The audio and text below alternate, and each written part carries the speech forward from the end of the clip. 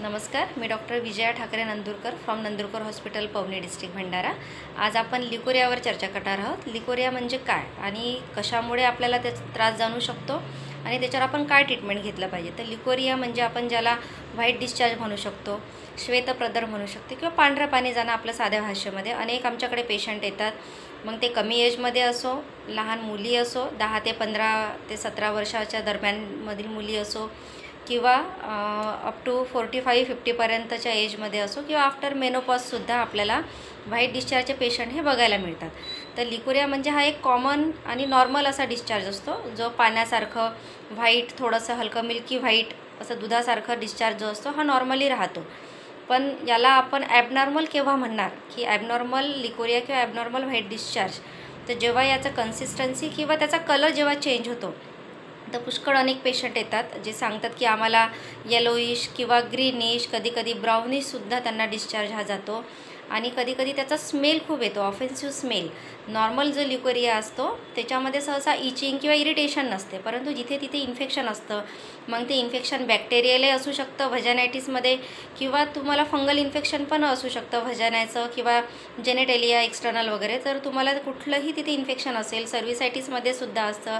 तुम्हाला जर सर्व्हिक्सचा म्हणजे गर्भाशयाचा जे खालचा भाग असतो तोंड म्हणजे सर्व्हिक्स, त्याचा जर कॅन्सर असेल तर त्याच्यामध्ये सुद्धा ॲबनॉर्मल लिकोरिया आपल्याला हा बघायला मिळतो। तर त्याच्यामध्ये खूप ऑफेन्सिव्ह स्मेल असते, कधी खूप इचिंग राहतो, खूप खाज राहतं, इरिटेशन राहते, कंटिन्यू खाजवल्यानंतर पूर्ण तिथे रेड स्किन होऊन जाते, युरिनला गेल्यानंतर खूप जास्त आग होणं, बर्निंग होणं, पेन होणं आणि तिथे खूप जास्त जळजळल्यासारखं होतं किंवा त्याची स्मेल येते किंवा त्याचा कलर चेंज असतो। मग तो कधी येलोइश असू शकतो, कधी ग्रीनिश असू शकतो, कधी तो ब्राउनिशसुद्धा असतो।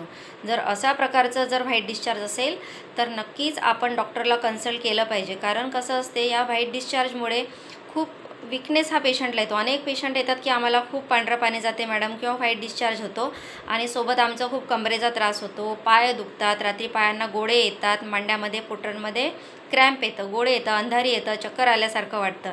तर नक्कीच तुमचं हे फक्त लक्षण आहे तुम्हाला व्हाईट डिस्चार्ज, त्याच्यामागे कुठलं ना कुठला आजार हा नक्कीच असू शकतो। तुम्हाला जर हिमोग्लोबिन कमी असेल, ॲनिमिया असेल, त्याच्यामुळे सुद्धा तुम्हाला लिकोरियाचा प्रॉब्लेम होऊ शकतो। जर तुम्हाला खूप जास्त विकनेस असेल, एखाद्या आजारातून तुम्ही जर निघाले असाल, नेमकंच कोणाला टायफॉईड, मलेरिया, हिपॅटायटिस, डेंग्यू अशा किंवा कोविड आहे, अशा कुठल्या आजारामधून तुम्ही निघाल्यानंतरसुद्धा विकनेस खूप जाणवतो, त्याच्यामुळे सुद्धा तुम्हाला व्हाईट डिस्चार्ज हा होऊ शकतो। तर असे कुठले लक्षण असेल तर नक्कीच लवकरात लवकर आपण डॉक्टरला कन्सल्ट केला पाहिजे। काही पेशंट येतात की सांगतात आम्ही खूप सारं मेडिसिन घेतलं, खूप गोळ्या घेतल्या, काही आम्ही कॅप्सूल किंवा काही टॅबलेट असतात ज्या आम्ही आतमध्ये ठेवतो, व्हजानामध्ये इन्सर्ट केल्यानंतर काही दिवस ते इन्फेक्शन कमी होते, परत काही दिवसांनी तसंच होते।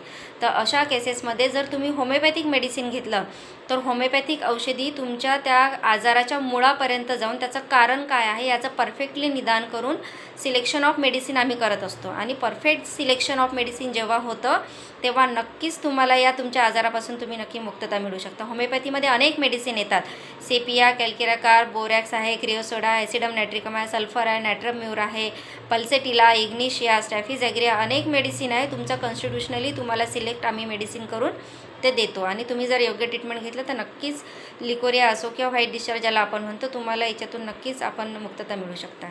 धन्यवाद, थँक्यू।